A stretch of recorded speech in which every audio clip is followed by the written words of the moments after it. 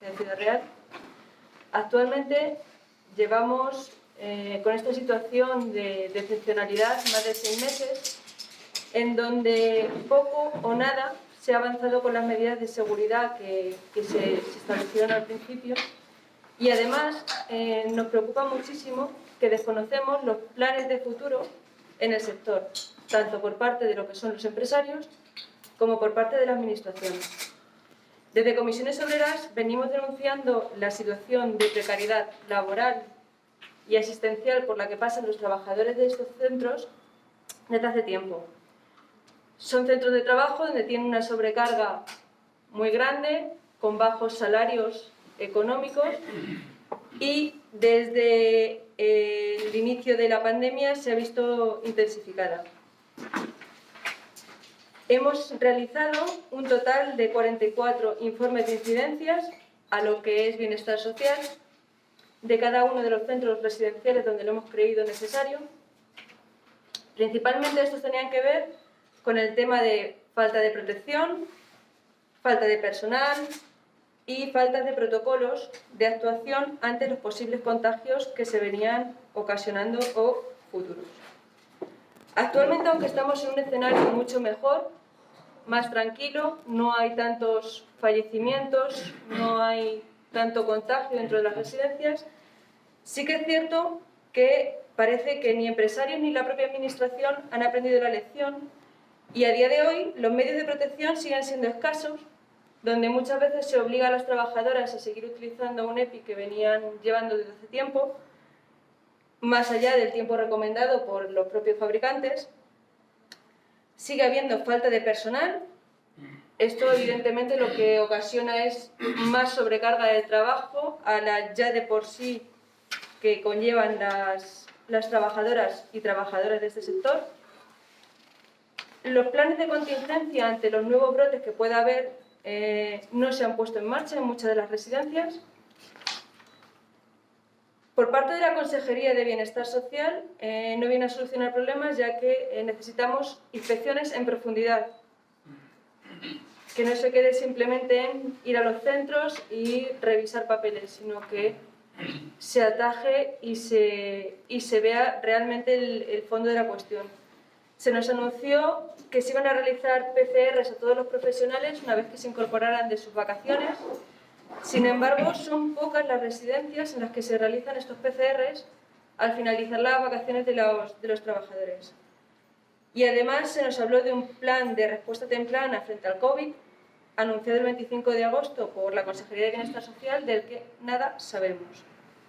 Comisiones Obreras, desde luego, tenemos propuestas que contribuirían a mejorar o a subsanar en la medida de lo posible esta situación, como por ejemplo el seguir financiando las plazas concertadas que actualmente no están cubiertas, elaborar planes de contingencias adaptadas a las características de cada centro, ya que no es lo mismo una mini residencia que una residencia de más de 100 residentes.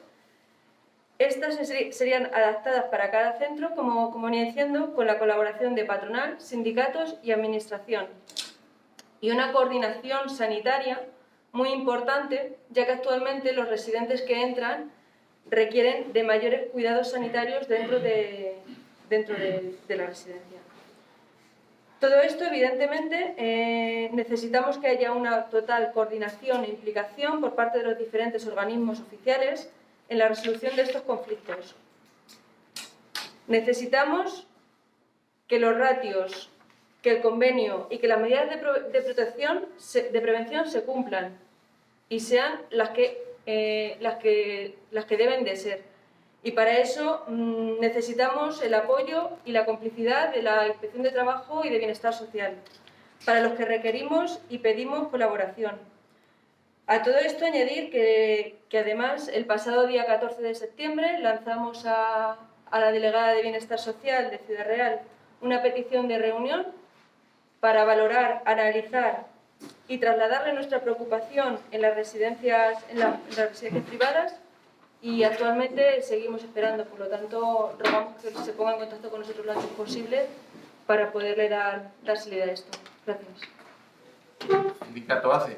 estamos hablando de un sector muy complejo, estamos hablando de un sector que es dirigido por empresas privadas, pero que recordemos que la administración tiene mucho que decir. Estamos hablando de nuestros mayores.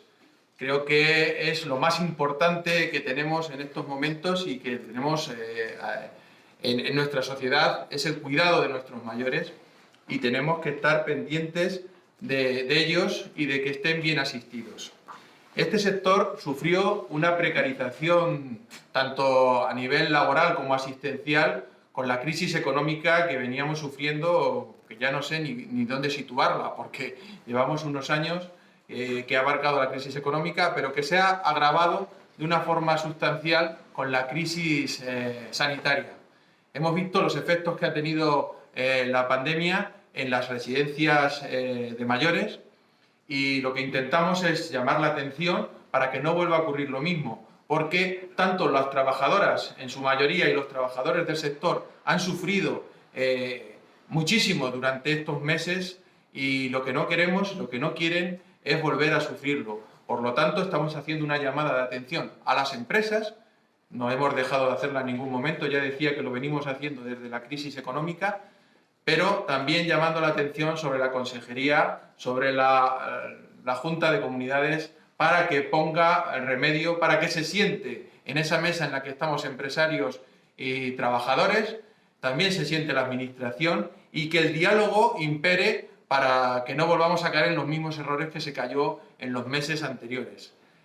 Nuestro personal ha sufrido de una falta de EPIs, de protección, y no queremos que vuelva a ocurrir, y nos trasladan nuestros representantes en las residencias de mayores que no se han tomado todas las medidas que se deberían de haber tomado, y que podemos volver a sufrir lo mismo que se sufrió ya decía, hace 6 meses.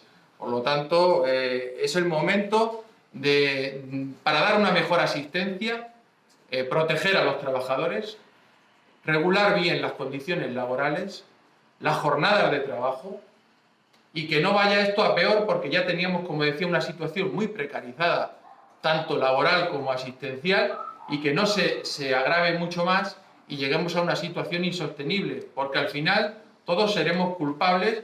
Y nosotros lo que hacemos hoy con esta rueda de prensa es seguir haciendo el llamamiento a los empresarios del sector, el llamamiento al gobierno, para que haya una mesa permanente.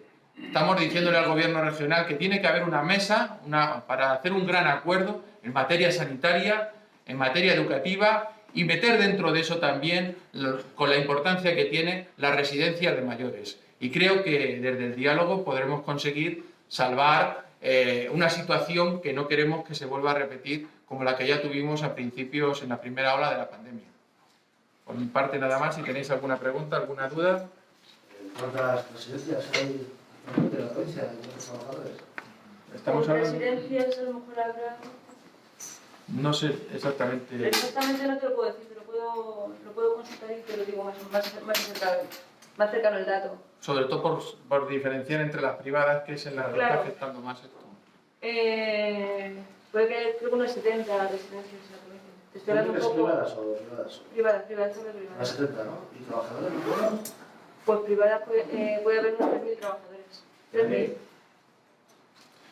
También tenemos el problema de que los trabajadores, claro, al estar tirando la administración, necesitando más personal, pues el personal de las residencias es el que se trasvasa a lo público, con lo cual la excusa de las empresas suele ser que no encuentran profesionales que quieran trabajar en esas residencias privadas, porque la mayoría de ellos ya tienen, los están llamando de lo pública.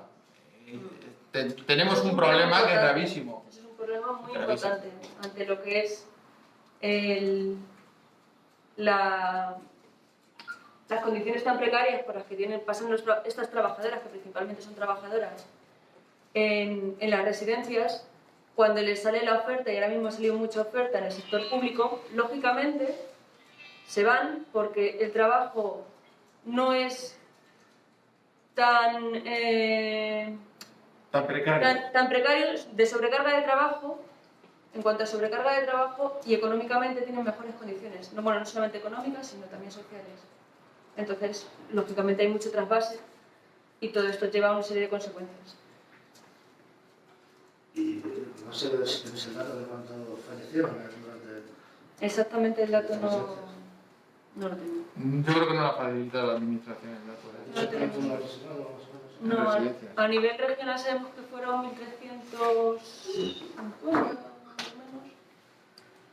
Confirmados, los que son, sabemos que hay más que no aparecen en los datos, que no van a aparecer nunca en los datos que nos facilitan, pero el dato exacto, el número exacto no lo sabemos. En las incidencias que has dicho que habéis encontrado, ¿hay alguna especialmente grave? Que, si nos podéis dar nombres de residencias donde la situación esté... No, ahora mismo, a día de hoy, no es que se pueda dar el nombre de una residencia donde, digamos, están las cosas peor en cuanto a todo este procedimiento.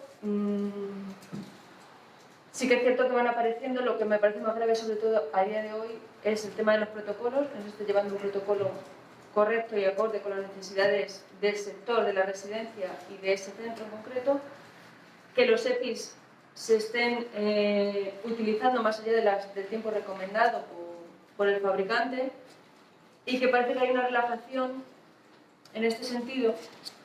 Entonces nos parece bastante grave, porque en el momento que haya un rebrote nos puede pasar exactamente lo mismo que pasó en marzo. Esperamos que no, pero el miedo está ahí. Trabajadores y trabajadoras de la residencia han sido durante los tres primeros meses, los que más sufrieron en la residencia los contagios. No sé cómo va la situación. ¿Cómo, perdón?